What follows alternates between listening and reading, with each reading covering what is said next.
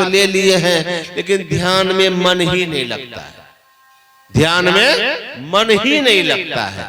तभी सुन रहे थे, तो ध्यान में मन लगेगा कैसे? बैठते कितना देर है आजकल, तो ध्यान कितना देर होता है? स्नान करेंगे, स्नान करके कपड़ा पहनेंगे और कहेंगे देखो हम स्नान कर लिए हैं, आज जा रहे ध्यान करने के लिए, तब तक भोजन थाल में परोस करके रखो, आके मैं भोजन करूंगा। ये कैसा ध्यान होगा? स्नान करके कपड़ा पहने और ऑर्डर क्या कर दिए कि भोजन परोस के रखना, हम आके भोजन करेंगे, ध्यान करके आते हैं।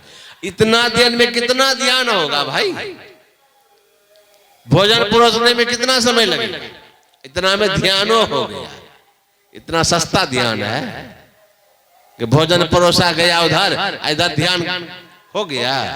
गुरु महाराज ने कहा कि एक आसन पर बहुत देर तक बैठे बिना ध्यानाभ्यास नहीं हो सकता है।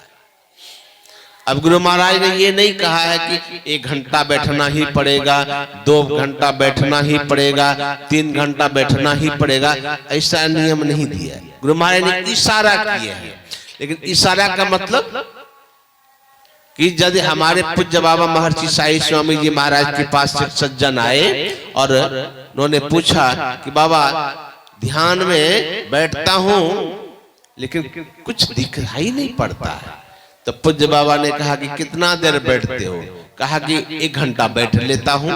तो बाबा ने कहा इससे काम नहीं चलेगा और समय बढ़ा।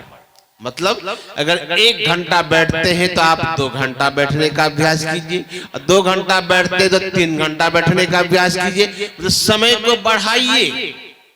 बहुत देर तक एक आसन पर बैठे बिना ध्यान नहीं होगा।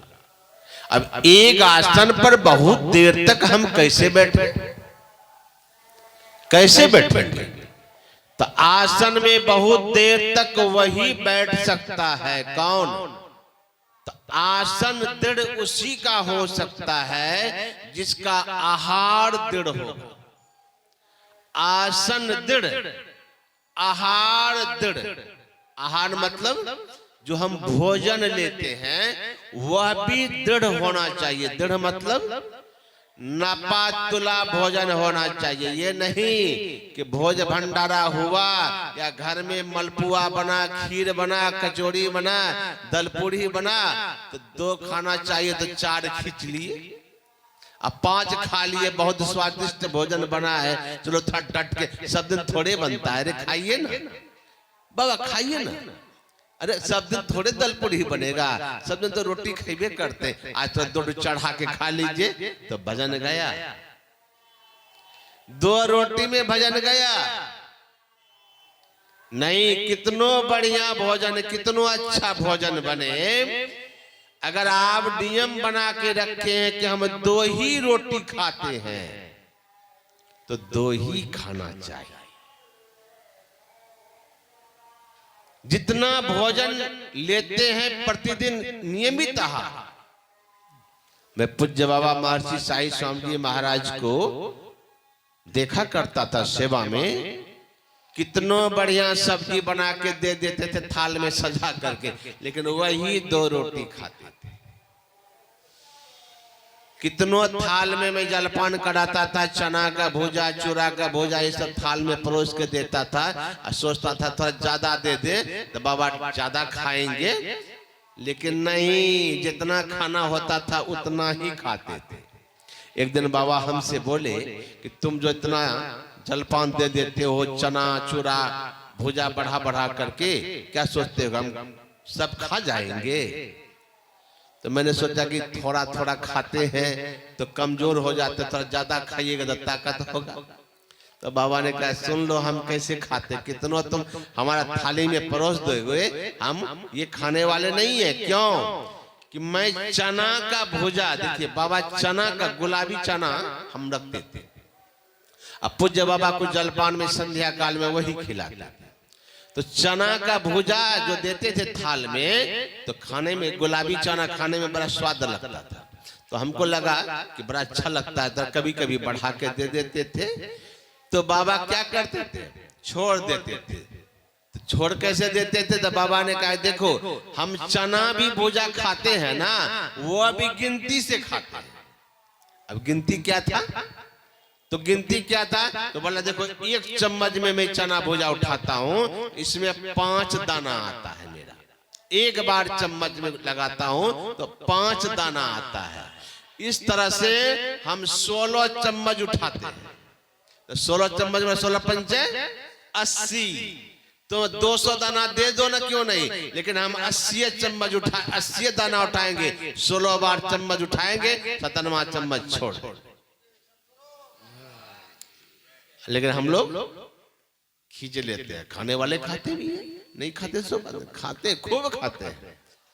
कुप्पा घाट में सुनता हूं कि गुरु महाराज के समय अभी भी भंडारा होता है, नहीं होता सो बात नहीं, अभी भी भंडारा होता है। कुप्पा घाट में प्रतिदिन भंडारा होता है, और उसमें भी गुरु महाराज के समय होता था।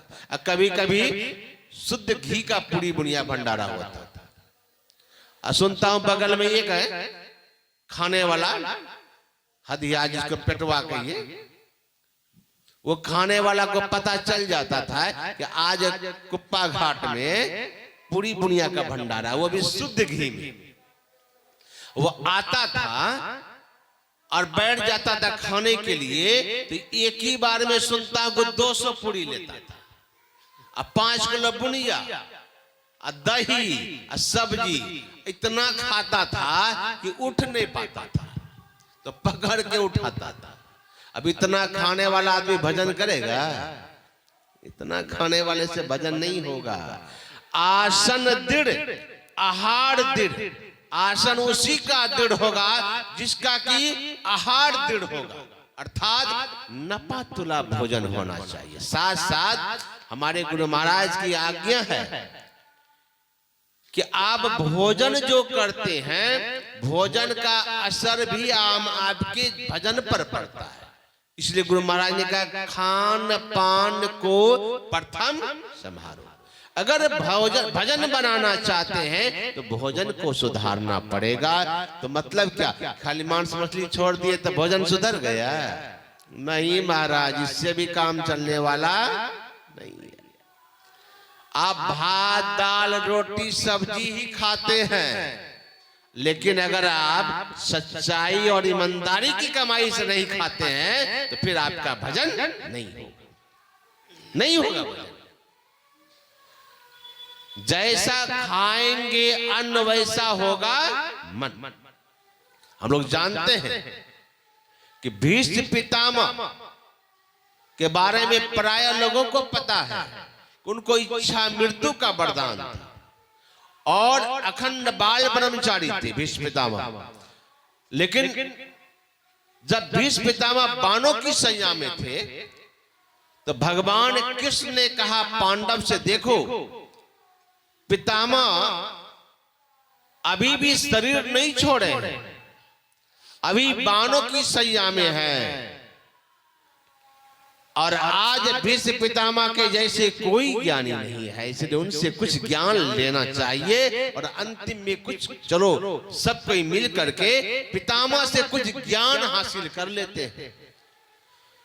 पांडवों को लेकर के भगवान कृष्ण आए कुरुक्षेत्र के मैदान में, जहां पितामह बाणों की सैया पर लेटे हुए थे।